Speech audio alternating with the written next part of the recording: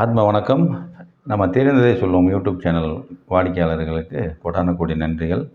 நம்ம இப்போ எதை பார்க்க போகிறோம்னா, வாஸ்து சம்மந்தப்பட்ட சிறு சிறு குறிப்புகள், அதாவது பெருசாக வளவளன்னு பேசாமல் ஷார்ட்டாக தெரியாமல் செய்யக்கூடிய தவறுகள், அதாவது கன்ஸ்ட்ரக்ஷன் வேலை பார்க்குறவங்களும் தெரியாமல் செய்யக்கூடிய தவறுகள், ப்ளஸ் வீட்டுக்காரங்களுக்கும் அதை பற்றி பெருசாக நாலேஜ் இல்லாத அப்போ நடக்கக்கூடிய சில தவறுகளை பற்றி சுட்டி காட்டுறோம்.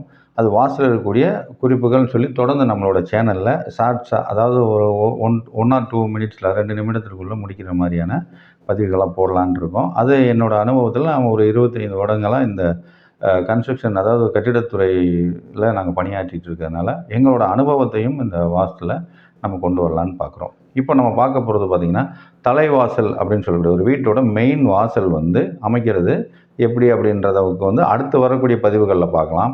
ஆனால் அந்த தலைவாசலுக்கு நேராக வீட்டுக்குள்ளே இருக்கக்கூடிய வாசல், அதாவது வீட்டுக்குள்ளே தலைவாசலுக்கு நேராக வாசல் இல்லாதவங்களுக்கு இது இல்லை, இந்த பிரச்சனை இல்லை. அந்த வாசலுக்கு நேராக உள்ள ஒரு பெட்ரூமோ இல்லை வேறு ஒரு ரூம் அதற்கு நேராக வாசல்களை நீங்கள் எப்படி அமைக்கணும், அதில் என்ன தவறுகள் இப்போ சமீப காலங்களில் நடந்துகிட்டு இருக்குது, நான் போன வீடுகளில் இருக்கக்கூடிய சிறு தவறுகளை இதை நம்மளோட வாடிக்கையாளர்களும் புரிஞ்சுக்கலாம் அப்படின்னு சொல்லி நம்ம பண்ணியிருக்கோம். இதில் குத்தடிக்குதுன்னு சொல்லுவாங்க வெளியில், ஆனால் நம்ம ஏரியாவில் கோடி அடிக்குது அப்படின்னு சொல்லுவாங்க. இதில் ரெண்டுமே அது இல்லாமல் எப்படி பண்ணலாம், அதுக்கு முன்னெச்சரிக்கையாக எப்படி இருக்கலாம் அப்படின்றத அனுபவமாக பார்க்கலாம். சரி, இந்த வீடானது ஒரு மனை. இந்த வீடானது பார்த்திங்கன்னா கிழக்கு பார்த்த வீடுன்னு வச்சுக்கோங்க. ஒரு எக்ஸாம்பிள் எங்கிட்டு பார்த்த வீடாகவும் இருக்கலாம். அந்த வாசல் எங்கிட்டு வரணும், எந்த பாகத்தில் வரணுன்றது அடுத்த பதிவுகளில் பார்ப்போம். இப்போ இருக்கக்கூடிய ஒரு சிறு அறிவுரையை மட்டும் அதை சொல்லிக்கலாம், அதாவது வாஸ்து சம்மந்தப்பட்ட குறிப்புகளில். இப்போ இந்த கிழக்கு பார்த்த வீட்டில் இந்த இடத்துல மெயின் டோர் வருதுன்னு வைங்க. மெயின் டோர் இந்த இடத்துல இப்போ மெயின் டோர் எப்படி பண்ண ஆரம்பிச்சிட்டாங்கன்னா, முன்னாடி நிலம் மட்டும் வச்சாங்க இப்போ முன்காலத்தில். இப்போ அட்டாச்சோடு பண்ண ஆரம்பிச்சிட்டாங்க. அந்த அட்டாச் வந்த பிறகு இருக்கக்கூடிய பிரச்சனைகளை நம்ம சொல்கிறோம். இப்போ இந்த main door double side attach இருக்குது. இதுதான் மெயின் டோர்னு வச்சுக்க. 2 சைடும் அட்டாச் இருக்கக்கூடிய ஒரு நிலையை அமைக்கிறாங்கன்னு வைங்க. அது தோராயமாக ஒரு 7 அடி இருக்குது அப்படின்னு வச்சுக்கலாம். இப்போ இந்த 7 அடி இருக்க வீட்டில் உள்ள இந்த நிலைக்கு நேரம் இது ஹால்னு வச்சுக்கோங்க. இங்கேருந்து ஒரு பெட்ரூமுக்கு நீங்கள் போகிற மாதிரியான ஒரு நிலையை அமைக்கும்போது, இந்த இடத்துல இந்த 7 அடிக்கு இருக்கக்கூடிய மையப்பகுதியை எடுத்து இங்கே அதே மாதிரி சென்டர் பண்ணி இதுக்கு நேரம் ஒரு நிலை வச்சிடுறாங்க உள்ள. ஓகேவா? இது பிரச்சனை இல்லைங்க. ஏன்னா இது 7 அடிக்கு சென்டர் எடுத்துறாங்க, இந்த மையப்பகுதியை எடுத்து இங்கே வச்சிடுறாங்க, இதுக்கு நேரம் உள்ள ஒரு நிலை இருக்குது. அப்போ ஓகே, இதில் எந்த பிரச்சனையும் இல்லை. இதில் எங்கே பிரச்சனை வருது அப்படின்னா, அதையே சிங்கிள் அட்டாச்சாக பண்ணுறாங்கன்னு வச்சுக்கோங்க.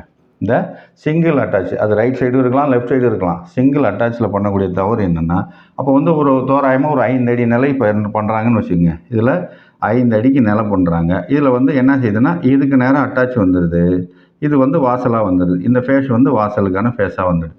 சரிங்களா?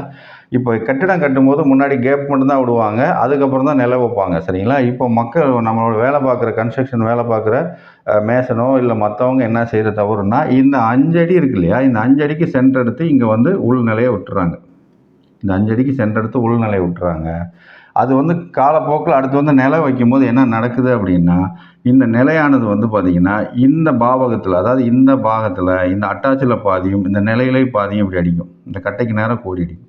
இதுக்கு பேர் தான் குத்தடிக்கிறதுன்னு சொல்கிறது. இப்படி இருக்கக்கூடாது. இப்படி இருக்கும் பட்சத்தில் அந்த வீட்டோட தலைவனுக்கோ தலைவிக்கோ தொடர்ந்து பிரச்சனை வந்துக்கிட்டு இருக்குது அப்படின்றது எங்களோட அனுபவத்தில் நாங்கள் பார்த்துருக்கோம். அதனால் இதுக்கப்புறம் இப்படி சிங்கிள் அட்டாச் செய்யக்கூடிய நபர்கள் அந்த அட்டாச் எந்த பக்கம் வருதுன்னு சொல்லிட்டு இந்த நிலைக்கு சென்றெடுத்து அதுக்கு நேரம் நிலை வாசல் வைக்கும்போது நீங்கள் வரக்கூடிய பிரச்சனைகளை தவிர்க்கலாம். இது இதில் ஏதாவது கேள்விகள் உங்களுக்கு இருந்துச்சுன்னா நீங்கள் என்னோட என்ன தொடர்பு கொள்ளுங்கள். அப்படி இல்லாட்டி கமெண்ட்ஸில் நீங்கள் கேளுங்க. உங்களுக்கு இப்போ நான் சொன்ன இந்த வாஸ்து சம்மந்தப்பட்ட நிலை சம்மந்தப்பட்ட விஷயங்களில் ஏதாவது தேவைன்னா நான் உங்களுக்கு விளக்கம் கொடுக்குறேன். இன்னொரு பதிவில் இன்னொரு வித்தியாசமான ஒரு எளிமையாக டிப்ஸாக பார்க்கலாம். நன்றி.